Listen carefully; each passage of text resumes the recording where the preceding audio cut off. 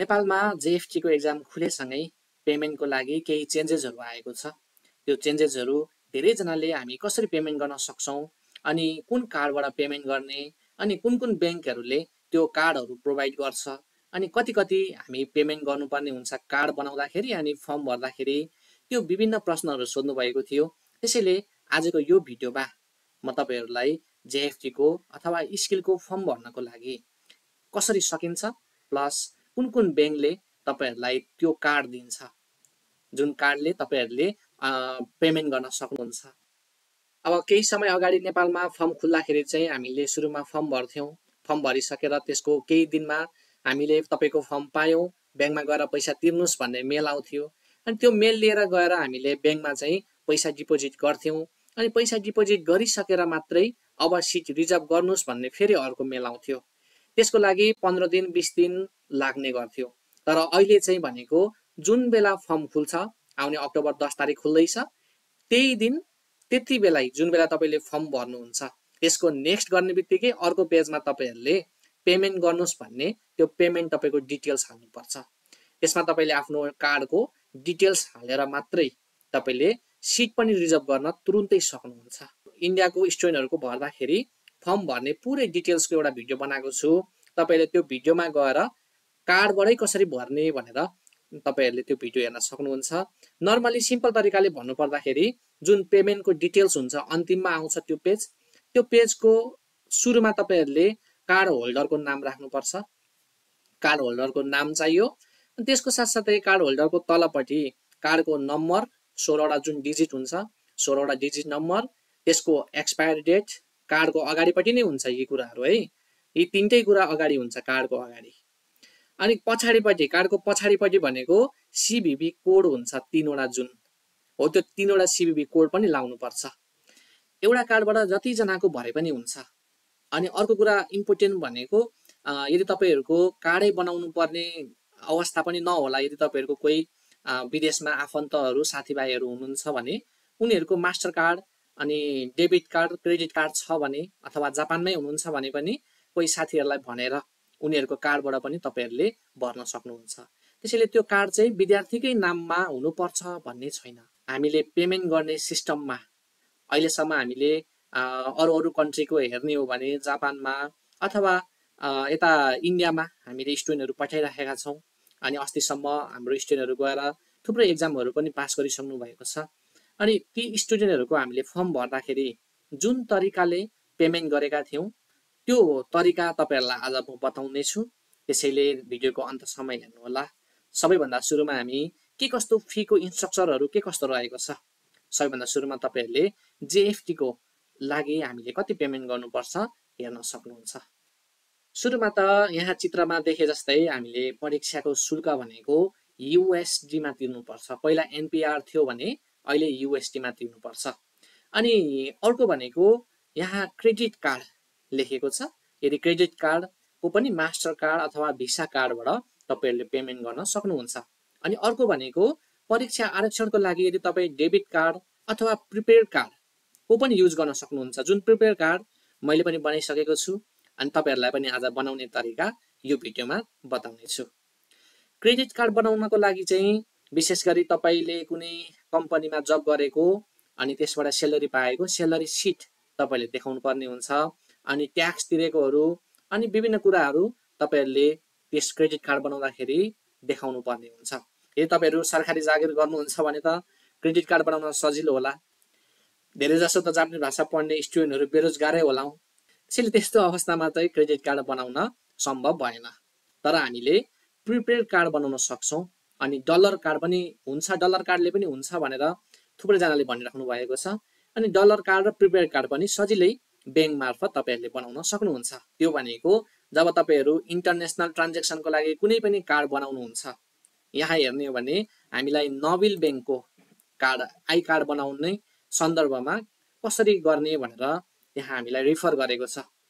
तपाईले यहाँबाट पनि यदि तपाईहरुले नयाँ कुनै पनि कार्ड बनाउँदै हुनुहुन्छ भने जेएफटी को लागि फर्म भर्न म पनि तपाईलाई सजेस्ट गर्छु कि नबिल आई कार्ड नै बनाउनु बेस्ट हुन्छ।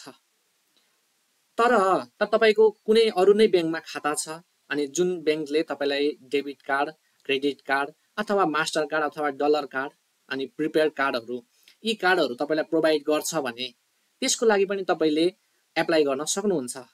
त्यो एप्लाई गर्ने तरिका म एकैछिनमा बताउने छु। सबैभन्दा सुरुमा तपाईले यहाँ हेर्न सक्नुहुन्छ यसको $22 तपाईहरुले JFT को पेमेन्टको लागि दिनुपर्नेछ। 2900 मात्रै रहेको छ। यसपालि चाहिँ पहिला चाहिँ भनेको हामीले 3200 लगभग तिर्नु पर्थ्यो भने अब 2900 तिर्नु पर्छ।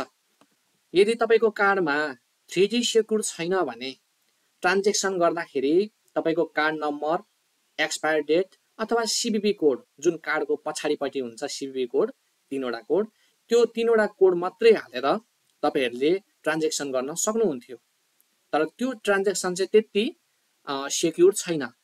अनि यो 3G सेक्युर भएको अवस्थामा चाहिँ के परिवर्तन हुन्छ भन्दाखेरि फर्म भर्दाखेरि तपाईहरुको यो जुन कार्ड छ यो कार्डको अगाडिको जुन 16 वटा डिजिट छ, 16 वटा नम्बर छ, त्यो 16 वटा नम्बर तपाईहरुले त्यहाँ लगाउनु पर्छ। अनि कार्ड होल्डरको नेम भन्ने अप्सन पनि पाउनुहुन्छ त्यो फर्म भर्दाखेरि है, JFT को फर्म भर्दा। अनि त्यो कार्ड होल्डरको नेम पनि तपाईहरुले जब राख्नुहुन्छ त्यसपछि यसको एक्सपायर डेट पनि तपाईहरुले हाल्नुपर्ने हुन्छ। एक्सपायर डेट जुन कार्डको अगाडिपट्टि हुन्छ त्यो 3G सेक्युर गरेको छ भने त्यो OTP कोड भन्ने आउँछ। त्यो कार्ड जसको नाममा छ उसैलाई नै उसको फोनमा मोबाइलमा चाहिँ OTP कोड भन्ने चाहिँ पठाउँछ। अनि त्यसपछि मात्रै त्यो ट्रान्ज्याक्सन सेक्युर हुन्छ। तपाईको कुनै फ्रड अथवा कुनै पनि ह्याक हुनबाट चाहिँ त्यसले प्रोटेक्ट गर्छ। त्यसैले यो 3G सेक्युर गरेको अनिवार्य छ भनेको छ। तर त्यसको लागि हामीले धेरै टाउको दुखाउनु पर्दैन। नर्मली तपाईहरुले क्रेडिट कार्ड अथवा कुनै मास्टर कार्ड अथवा कुनै डलर अनि प्रिपेड कार्डहरू लिनु भएको अवस्थामा अलरेडी नै त्यसमा 3G सेक्युर गरेको हुन्छ। तपाईहरुले यहाँ हेर्न सक्नुहुन्छ नर्मली फुड सर्भिसको भनेको USD डलर तपाईहरुले $33 पेमेन्ट गर्नुपर्ने हुन्छ। नर्सिङ केयर स्किल इभ्यालुएसन टेस्टको USD $60 भनेको छ। यो भनेको चाहिँ जुन नेपालीमा 1 घण्टाको एक्जाम हुन्छ, तपाईहरुले नर्सिङको विषयमा कतिको ज्ञान छ भन्ने विषयमा यो नेपालीमा 1 घण्टाको हुन्छ। त्यसको लागि पनि USD $60 पेमेन्ट गर्नुपर्ने रहेछ। त्यसैगरी नर्सिङ केयर जापानिज ल्याङ्ग्वेजको चाहिँ यो टेस्टको लागि चाहिँ तपाईहरुले जुन जापानिजमा 30 मिनेटको हुन्छ त्यसको लागि $60 तिर्नुपर्छ। अब यो $60 लाई तपाईले इन्टु 133 होला, अहिलेको रेट भनेको 133 इन्टु 7 गर्नुभयो भने 7 गर्नुभयो भने कति रकम हुने रहेछ तपाईहरुले पाइहाल्नु हुनेछ। त्यही अनुसार तपाईको जुन इन्टरनेशनल पेमेन्टको लागि तपाई कार्ड बनाउनुहुन्छ त्यही अनुसारले कार्डमा तपाईहरुले पैसा भर्न सक्नुहुन्छ। अब जाउँ कार्ड कसरी बनाउने। त्यो भन्दा सुरुमा नेपाल राष्ट्र बैंकले कुन बैंकहरुलाई यो इन्टरनेशनल ट्रान्ज्याक्सन गर्नको लागि कुन कार्डहरू उपलब्ध गराएको छ त्यो एकचोटी हेर्न सक्नुहुन्छ। अब इन्टरनेशनल विशेष गरी यो कार्डहरू भनेको नेपाल राष्ट्र बैंकले मार्च 21, 2021 देखि यो अनाउन्समेन्ट गरेको थियो कि तपाईहरुले चाहिँ हामीले चाहिँ अब नेपालको बैंकहरुबाट चाहिँ प्रिपेड कार्ड अथवा डलर कार्डहरुबाट चाहिँ अनलाइन ट्रान्ज्याक्सन गर्न नेपालमा नेशनल रूपमा अथवा इन्टरनेशनल ट्रान्ज्याक्सन गर्नको लागि चाहिँ यसरी विभिन्न बैंकहरुलाई चाहिँ सुविधा उपलब्ध गराएको छ। ती बैंकहरुमा यी बैंकहरु पर्दछन्। यदि तपाईहरुको खाता यो बैंकमा छ भने तपाईहरुले यसबाट चाहिँ विभिन्न प्रिपेड कार्डहरु लिन सक्नुहुन्छ अनि आई कार्डहरु लिन सक्नुहुन्छ। जस्तै यहाँ हेर्न सक्नुहुन्छ ग्लोबल IME बैंकले चाहिँ ग्लोबल इकम कार्ड भन्ने प्रोभाइड गर्ने रहेछ। हिमालय बैंक अनि माछापुच्छ्रे यी विभिन्न बैंकहरुको लिस्ट हेरेर यदि त्यहाँ छ भने त्यही अनुसारले तपाईले इन्टरनेशनल पेमेन्टको लागि डलर कार्ड बनाउन सक्नुहुन्छ। अब यो कार्ड बनाउन चाहिँ के कस्तो प्रोसेस छ, के कस्तो डकुमेन्टहरु रिक्वायरमेन्ट छ तपाईहरुले त्यो पनि यहाँ हेर्न सक्नुहुन्छ। जस्तै यहाँ हेर्न सक्नुहुन्छ हु क्यान एप्लाई, कसले एप्लाई गर्न सक्छ यो डलर कार्डको लागि भन्दा सबै नेपालीहरुले सक्छन्।